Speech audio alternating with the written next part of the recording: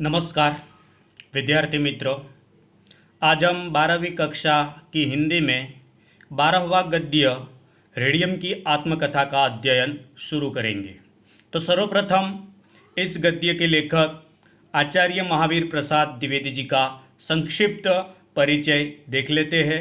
परिचय के बाद इस निबंध के सारांश को देखेंगे और सारांश के बाद इस निबंध का प्रारंभ करेंगे।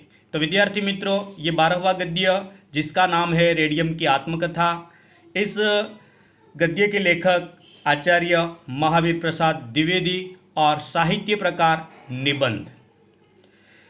महावीर प्रसाद द्विवेदी का जन्म सन 1864, निधन 1938। युग प्रवर्तक महावीर प्रसाद द्विवेदी का जन्म उत्तर प्रदेश के रायबरेली जिले के दौलतपुर गांव में हुआ था। उनके पिता का नाम राम सहाय दुब्बे था। वे कान्य कुब्ज ब्राह्मण थे।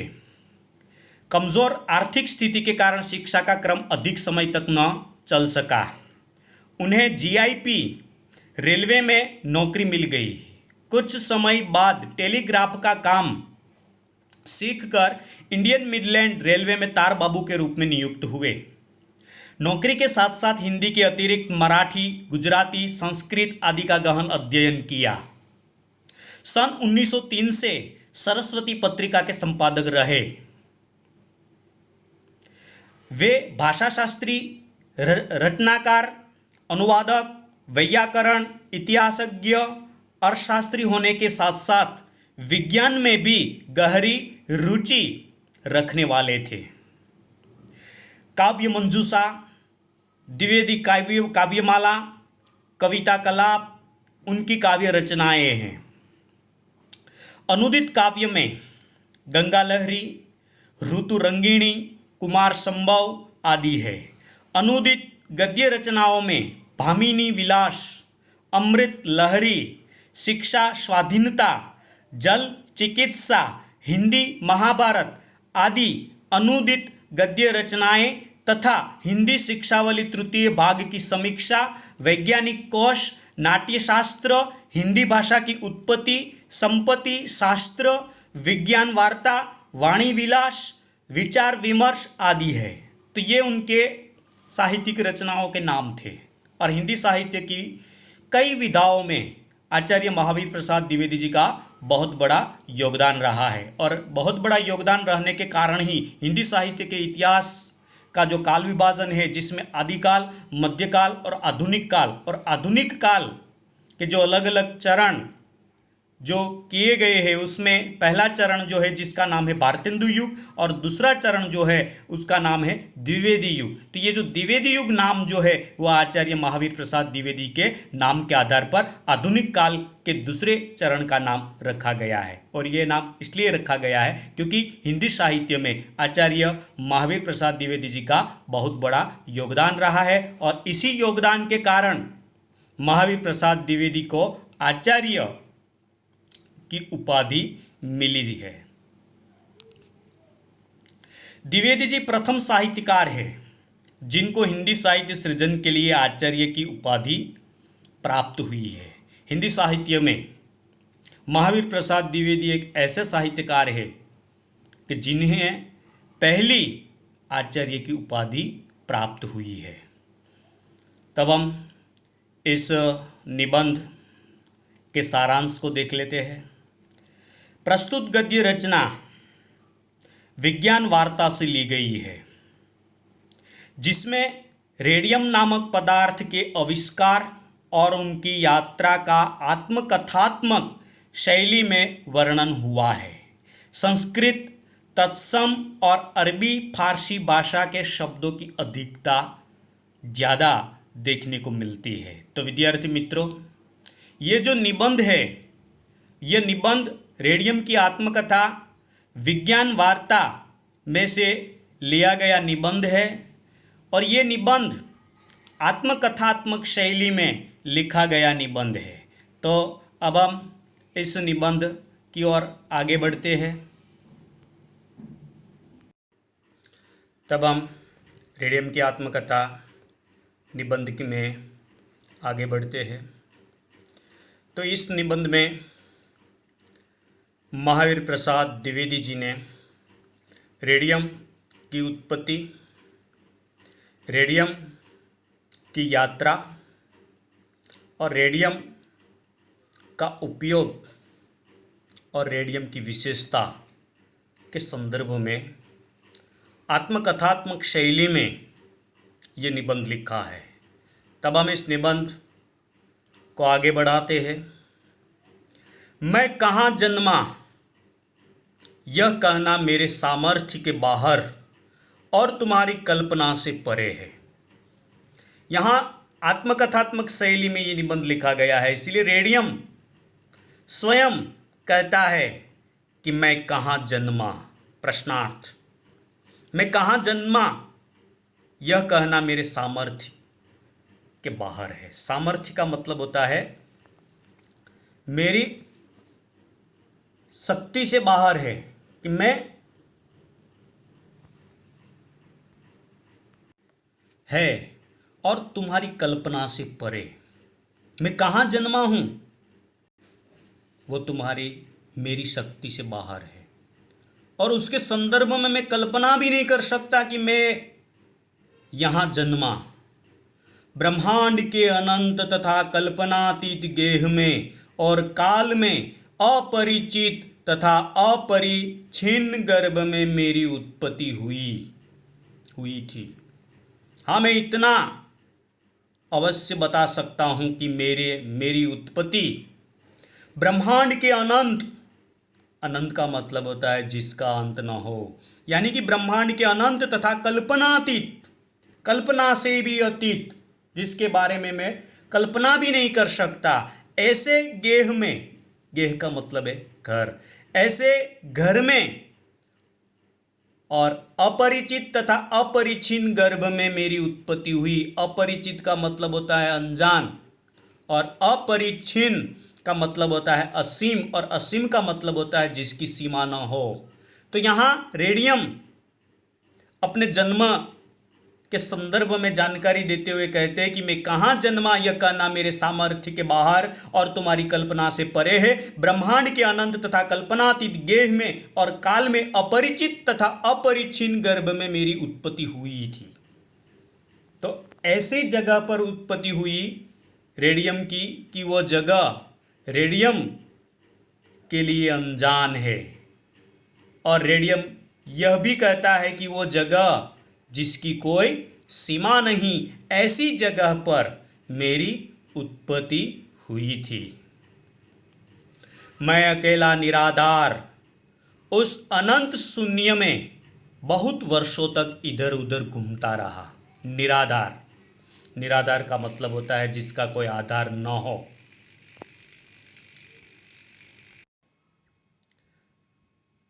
रेडियम कहता है कि मैं अकेला निराधार उस अनंत शून्य में बहुत वर्षों तक इधर उधर घूमता रहा। निराधार, निराधार का मतलब है जिसका कोई आधार न हो। तो यहां रेडियम यह कहता है कि मैं एक अकेला अनंत शून्य में इधर उधर घूमता रहा। इसी बीच अद्भुत घटना घटी। परमाणुओं की एक ज्योतिर्मय धारा ने मुझे चारों ओर से घेर लिया और मैं वायव्य सागर का एक अंश बन गया। यहाँ रेडियम ये कहता है कि मैं अनंत शून्य में इधर उधर घूमता रहा और उसी समय एक ऐसी अद्भुत घटना घटी कि जिसमें परमाणुओं की ज्योतिर्मय धारा ने मुझे चारों तरफ से घेर लिया और इसी कारण मैं वायव्य सागर का अंश बन गया। इस दशा में मैं कई युगों तक था और तमाशा देखता जाता था कि कैसे एक परमाणु दूसरे, तीसरे आदि परमाणुओं से मिलकर आकार तथा रूप धारण कर रहा है। मैं वायव्य सागर का अंश बना और कई वर्षों तक मैं ये देखता रहा, तमाशा देखता रहा कि एक परमाणु दूसरे परमाणु से, दूसरे परमाणु तीसरे परमाणु से, तीसरे परमाणु चौथे परमाणु से मिलकर किस प्रकार अपना आकार और अपना रूप धारण करते थे, ये तमाशा मैं देखता रहा।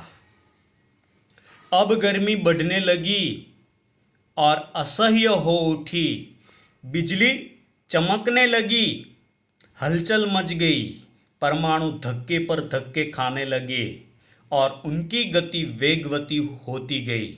और इस अवस्था में कई अरब वर्षों तक रहकर मैंने देखा कि मैं अत्यंत जलती हुई और उत्तम वस्तु का एक अंश हूँ। जलती हुई अवस्था में मैं युगों तक पड़ा रहा।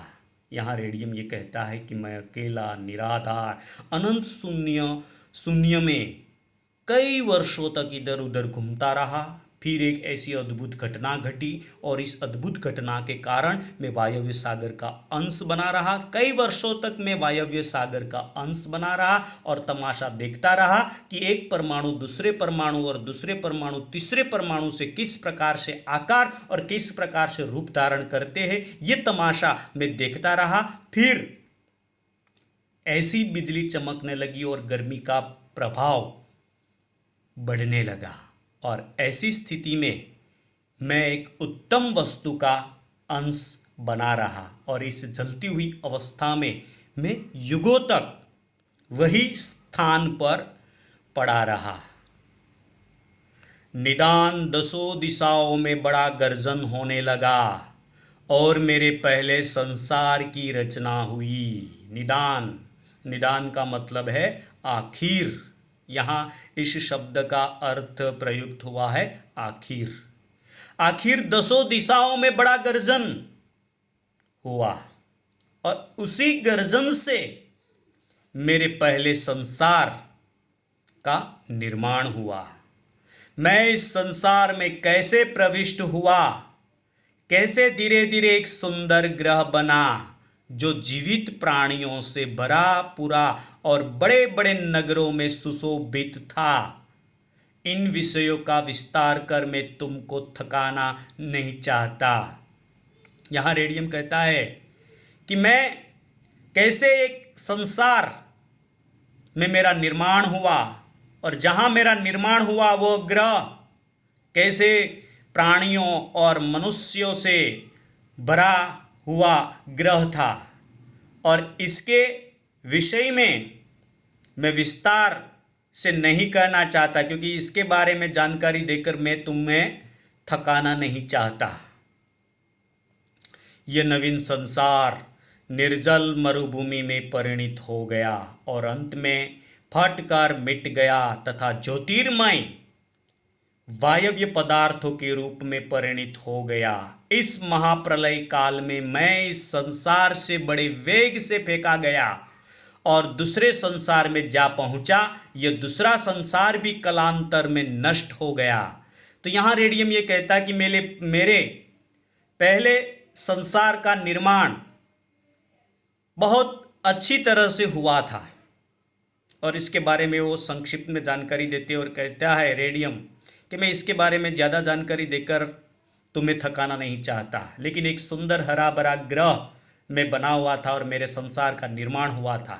लेकिन वही संसार ज़्यादा समय तक टिक नहीं पाया और वही हरा भरा संसार रेगिस्तान में परिणित हो गया और एक ऐसा महाप्रलय हुआ और वही महाप्रलय में वह संसार का विनाश हुआ। फिर में दूसरे संसार का निर्माण हुआ और दूसरे संसार का भी महाप्रलय में विनाश हुआ और मैं ऐसी जगह पर फेंका गया जहां मैं ऐसी स्थिति में पड़ा रहा। इसी प्रकार मैं एक से दूसरा, दूसरे से तीसरा, तीसरे से चौथा आदि अनेक ब्रह्मांडों की यात्रा करता हुआ और अनेक देशों का चक्कर लगाता हुआ उस अग्नि कुंड में गिरा जो सिकुड़ते सिकुड़ते तुम्हारी पृथ्वी बन गया। तो यहाँ रेडियम अपनी जो यात्रा है, ब्रह्मांड की जो यात्रा है, उसके बारे में जानकारी देता है और कहता है कि मेरे पहले संसार का निर्माण हुआ, बहुत अच्छी तरह से इस संसार का निर्माण हुआ था, लेकिन प्रलय के कारण वो नष्ट हो गया।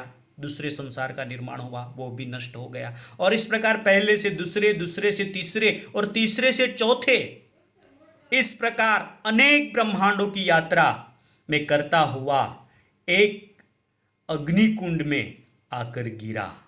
और वही अग्निकुंड धीरे धीरे सिकुड़ते सिकुड़ते वो तुम्हारी पृथ्वी बन गया और मैं एक पृथ्वी का अंश बन गया। मैं पृथ्वी के ऊपरी भाग पर रहना नहीं चाहता था, क्योंकि यात्रा करते करते मैं बहुत थक गया था और मुझे आराम करना आवश्यक था। यहाँ रेडियम कहता है कि मैं पृथ्वी का एक हिस्सा बन गया। मैं पृथ्वी के ऊपरी भाग में रहना नहीं चाहता था। रहना इसलिए नहीं चाहता था क्योंकि मैं यात्रा करते करते थक गया था और मुझे आराम की आवश्यकता थी, इसलिए मैं पृथ्वी के ऊपरी भाग में रहना नहीं चाहता था। इसी से मैं पृथ्वी के नीचे की तह पर अपने सहचर अन्य धातुओं के साथ लेटा रहा। घोर निंद्रा ने आकर घेरा और मैं कुंभकर्णी निंद्र में निमग्न हो गया। निंद्रा पूरी भी न हुई थी कि मुझे यात्रा करने के लिए फिर उठना पड़ा। यहाँ रेडियम ये कहता है कि जब मैं पृथ्वी पर आया तो मैं पृथ्वी के अंदरूनी भाग में रहना चाहता था, क्योंकि बाहरी भाग में रहता तो मैं आराम नहीं कर पाता। इसीलिए मैंने पृथ्वी के अंदरूनी भाग में अन्य धातुओं के साथ मैं निंद्राधीन हो गया और कुंभकर्णी निंद्रा में सो गया। कुंभकर्ण हमारी भारतीय साहित्य का जो ग्रंथ है रामायण, और रामायण में जो रावण का भाई है कुंभकर्ण, और कुंभकर्ण के बारे में कहा जाता था कि वो बहुत महीनों तक सोया पड़ा रहता था। इसीलिए उसी के नाम के आधार पर जो ज़्यादा देर तक सोया रहता है उसे कहते हैं कि ये कुंभकर्ण निंद्रा में है। तो यहाँ रेडियम ये कहता है कि मैं कुंभकर्णी निंद्रा में सोना चाहता था और मैं सो गया, लेकिन वहाँ से भी मुझे जगाया गया एक नई यात्रा शुरू करने के लिए। तो विद्यार्थी मित्रों, आज के इस वीडियो में यहाँ तक रखते हैं। आने वाले वीडियो में इस आत्मकथा शैली में लिखा गया निबंध के उत्तरार्ध की ओर हम आगे बढ़ेंगे। अस्तु।